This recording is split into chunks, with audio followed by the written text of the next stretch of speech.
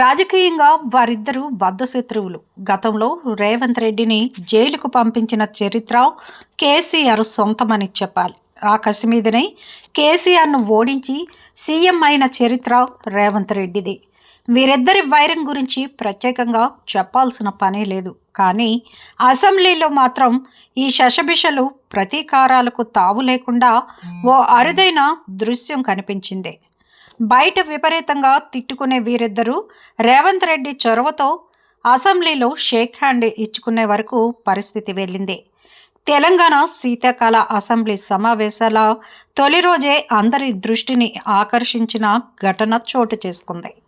ప్రధాన ప్రతిపక్ష నేత కేసీఆర్ దాదాపు 2 ఏళ్ల తర్వాత అసెంబ్లీలోకి అడుగుపెట్టారు.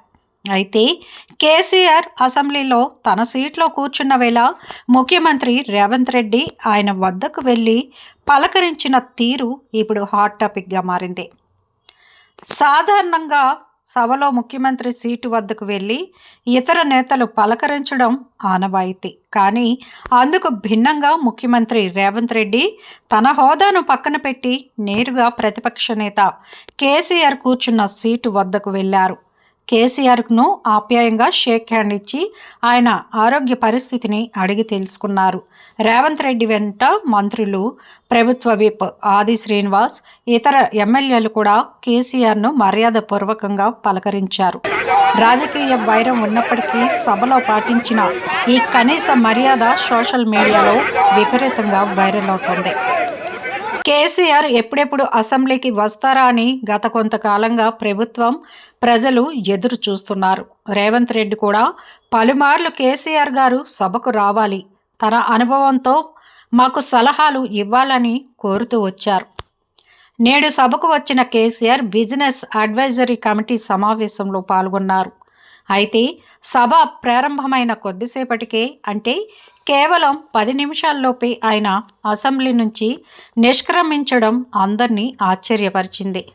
ఆరోగ్య కారణాల రీత్యా లేదా ఇతర కారణాల వల్ల ఆయన త్వరగా వెళ్ళిపోయారన్నది ఇప్పుడు చర్చనీయాంశంగా మారింది. చట్టసభల్లో అధికార ప్రతిపక్షాల మధ్య వాడివేడి చర్చలు సహజం. కానీ వ్యక్తిగత దూషణలకు తావు లేకుండా ఇలాంటి గౌరవపూర్వక వాతావరణం ఉండటం ప్రజాస్వామ్యానికి మంచిదని రాజకీయ విశ్లేషకులు అభిప్రాయపడుతున్నారు. రేవంత్ రెడ్డి చూపిన ఈ చొరవ రాజకీయాల్లో ఒక కొత్త వరవడికి నాంది పలుకుతుందేమో చూడాలి మరి.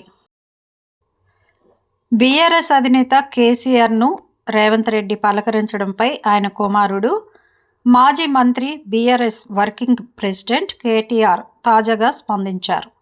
ముఖ్యమంత్రి సభలో కేసీఆర్ను కలిసేంత సంస్కారం ఉంటే చాలని, అయితే ఇది సంస్కారం బయట మాటల్లో కూడా ఉంటే ఇంకా బాగుంటుందని అన్నారు. రాజకీయ ప్రత్యర్థులు ఒకరినొకరు పలకరించుకునేంత సానుకూల వాతావరణం ఉంటే మంచిదేనని పేర్కొన్నారు. తెలంగాణ తెచ్చిన నాయకుడిగా కేసీఆర్ పట్ల రాష్ట్రంలోని ప్రతి ఒక్కరికి గౌరవం ఉందని కేటీఆర్ గుర్తు చేశారు. ఇక పాలమూరు రంగారెడ్డి విషయంలో రంధ్రాన్వేషణ మానుకోవాలని సీఎం రేవంత్ రెడ్డికి కేటీఆర్ హితవు పలికారు. కేసీఆర్కు మంచి పేరు వస్తుందని, పాలమూరు రంగారెడ్డి పనులను ప్రభుత్వం చేయటం లేదని ఆరోపణలించారు. దీనివల్ల అంతిమంగా రాష్ట్రానికే నష్టమని చెప్పారు. మాజీ సీఎం కేసీఆర్ చిత్తశుద్ధిని కాళేశ్వరం విషయంలో చూడాలని అన్నారు. గోదావరిలో నీటి హక్కుల కోసమే కాళేశ్వరం అదనపు టీఎంసీ పనులను కేసీఆర్ చేపట్టారని చెప్పారు. రేవంత్ రెడ్డి దోపిడీని అడుగడుగునా అడ్డుకుంటున్నందుకే తనని తిడుతున్నారన్నారు. ఆయన తిట్లే నాకు దీవెనలంటూ కేటీఆర్ పేర్కొన్నారు. ఈ సందర్భంగా నన్ను తిడితే పడతానేమో కానీ కేసీఆర్ను అంటే మాత్రం ఎట్టి పరిస్థితుల్లోనూ ఊరుకునేది లేదని హెచ్చరికలు జారీ చేశారు. అధికారం కోల్పోగానే ఆదరించిన పార్టీని వీడిన నేతలను తిరిగి పార్టీలోకి ఆహ్వానించకూడదనేది తన అభిప్రాయమని కేటీఆర్ అన్నారు. బీఆర్ఎస్ నుంచి బీజేపీలోకి వెళ్ళిన నేతలు నియోజకవర్గాల్లో ఎన్ని సర్పంచ్ స్థానాలు గెలిచారని ప్రశ్నించారు. నేతల బలం లేకుండా కూడా బీఆర్ఎస్ కార్యకర్తలు సర్పంచులను గెలిపించుకున్నారని తెలిపారు. అసెంబ్లీ ఎన్నికల నాటికి ఇప్పటికీ పరిస్థితులు మారాయని కేటీఆర్ చెప్పారు.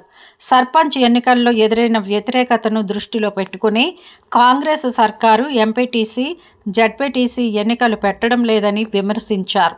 ఫైనాన్స్ కమిషన్ నిధుల కోసం, అది కూడా తప్పనిసరి పరిస్థితిలో మున్సిపల్ ఎన్నికలు నిర్వహిస్తామని ప్రభుత్వం చెబుతోందని కేటీఆర్ వ్యాఖ్యానించారు.